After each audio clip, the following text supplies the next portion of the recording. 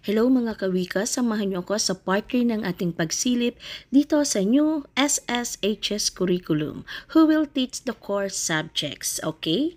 Pasadahan na po natin. Okay, who will teach the core subjects for effective communication for Filipinos / mabisang komunikasyon? Ang magtuturo po dito, English and Filipino teachers. Whereas the life skills as a core subject, ang magtuturo po nito yung mga dati nating PERDEB teachers and HOPE teachers. Ganon din po yung mga values education teachers.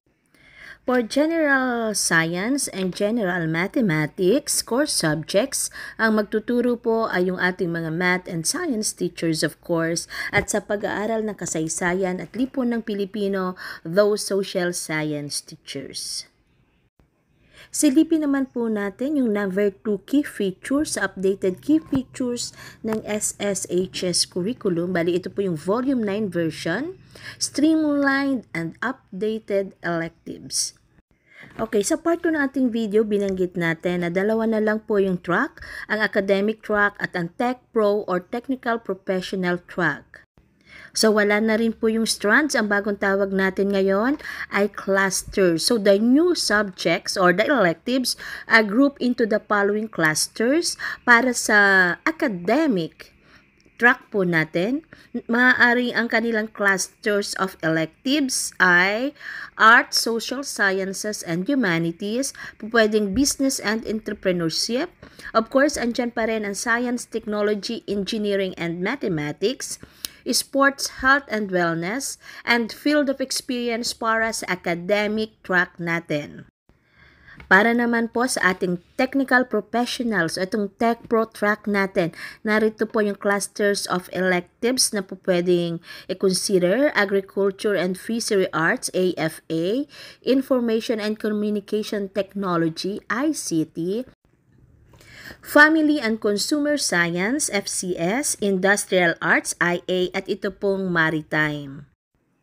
So, ito po yung mga cluster of electives para sa academic track and technical professional track, at ang bawat clusters po na ito, meron pang mga pagpipilian na subject ang ating mga learners sa bawat cluster po na ito.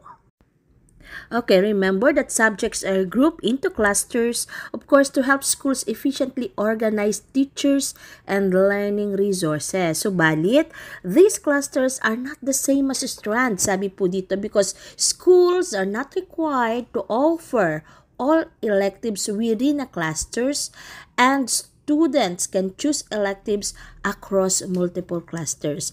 Hindi na po katulad noon dati ng mga strands na kung ano lamang po yung strands nila, ito lang po yung define specific subjects na kailangan nilang kuhanin sa kanilang strands. Dito po sa bago, malaya po makapipili ang mga learners natin. Po pwedeng ang nasa academic kumuha ng electives sa Tech Pro, and at the same time yung nasa Tech Pro po pwedeng kumuha ng electives sa academic, provided na offer po ito sa schools na pinapasukan nila. So, ulitin po natin, lahat ng electives now group into clusters. Before, we have strands, specific yon na subject sa kanyang strand. But now, we have clusters.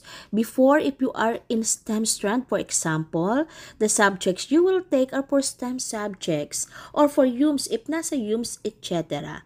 Now, for clusters, which means groupings of subjects, ano ba ang possible clusters of academic electives? Yung dating UMS, now called Arts, Social Sciences, and Humanities. STEM is of course still STEM. Yung dating sports track is now Sports, Health, and Wellness. And then we have a new cluster, yun pong dati na work immersion subjects are now called Field Experience. Ito po yung bago. ABM is now Business and Entrepreneurship. Mapansin natin bakit nawala si accounting, sapagkat elective na po ang accounting ngayon. Now, For technical professional track or itong Tech Pro natin, we have of course the Agriculture and Fishery Arts, AFA. We have ICT, same pa rin.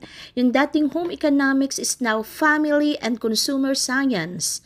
Then we have Industrial Arts, IA, and we have Maritime. So these are the new clusters of electives. So for Arts and Social Sciences and Humanities, we call it now, hindi na YUMS, ano nang tawag natin? ASH. Hindi na ito YUMS, o diba? Sa next part ng ating video, of course sa part 4, alamin natin ano-ano ang mga subjects na pwedeng pagpilian ng bata sa bawat clusters. Ang lahat ng ito muli nating sisilipin sa susunod nating video.